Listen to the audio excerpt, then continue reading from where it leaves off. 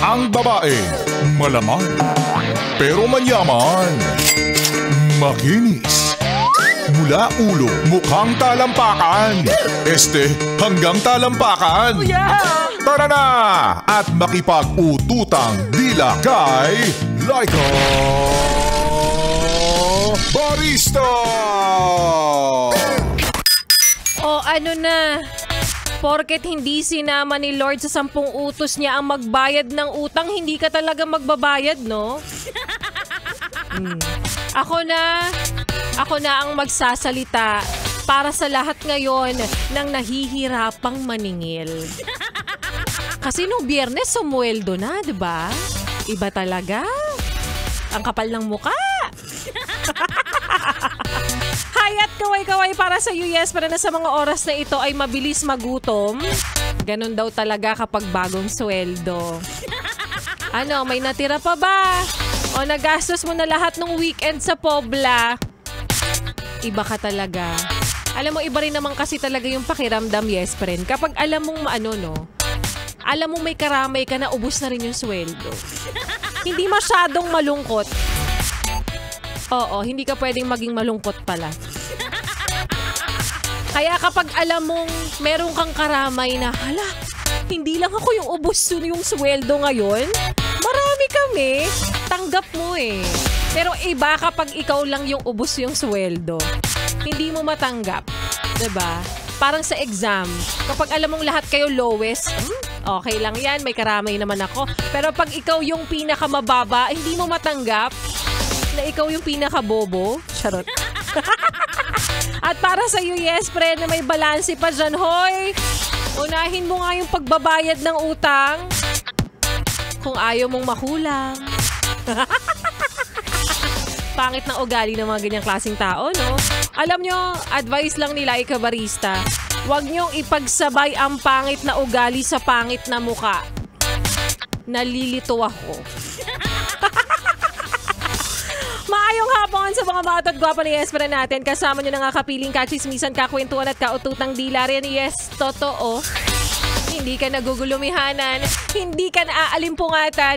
DJ Laika Barista na ang iyong napapakinggan 3 p.m. to 6 p.m. dito sa iyong solid na paboritong kabanding ang 101.1 Yes FM. Lunes na Lunes, yes friend, alam ko marami ka pa rin pangangailangan sa mga oras na ito. Kahit alam ko na sumweldo ka nung Biyernes, yes friend, pero alam ko rin na napunta lang lahat yan sa bayarin, sa gastusin. Ay, grabe, sa sobrang dami talaga ng bayarin, parang minsan napapaisip na lang ako na parang gusto ko na maging bayaran, char. Alam ko, yes, pero na nag-aabang ka, baka mamimigay si Laika Barista. Well, gusto ko lang sabihin sa inyo na namimigay nga kami ng 500 pesos para po sa amin.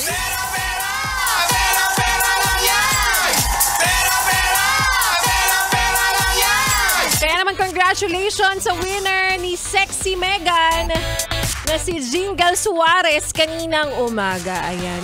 Jingle Suarez? Parang nakadalawa ka na. Ayan. At para sa mga nakakilala sa kanya, go. Tanungin nyo siya kung legit yan. Dahil hanggang ngayon, ang dami pa rin nagme-message na talaga po ba na namimigay po kayo ng tig 500 pesos? Yes, friend. Oo, totoo.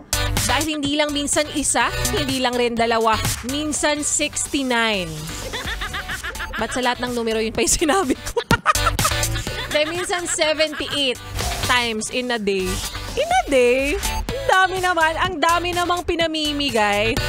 Well, ganun lang talaga kami ka-generous dito, yes friend. Take pa 500 pesos po, tama ang iyong narinig. Minsan, isa sa umaga, minsan, isa sa hapon, minsan, 4 sa gabi. 4 sa gabi. And of course, gusto ko lang din palang sabihin sa inyo at ipagyabang sa inyo na nanalo lang naman kami. Congratulations sa aming istasyon, sa amin. Ayan, Legacy Awards 2025. Tayo po ay Outstanding FM Radio Station. Thank you so much mula sa kaibuturan ng aming dendrites hanggang Apdo. At sana dumami pa po sa mga award-giving body dyan. Marami pa pong space sa office ng manager namin. Sige lang po. I-tap nyo lang kami para minsan lang kasi kami magiging maganda kahit minsan sa mga awarding lang nakakapag-Filipiniana kami. Charot. At para sa mga gustong manalo, yes, pero ng 500 pesos, aba makinig lang lagi sa 101.1 Yes FM para makamit mo na ang tumataginting na 500 piso para po sa ating.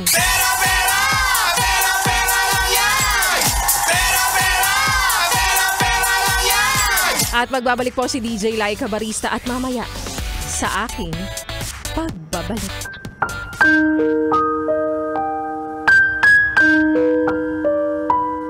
Huwag kang magtaka kung isang araw bigla na lang akong mawala. Dahil wala. Wala ka kasing ginawa.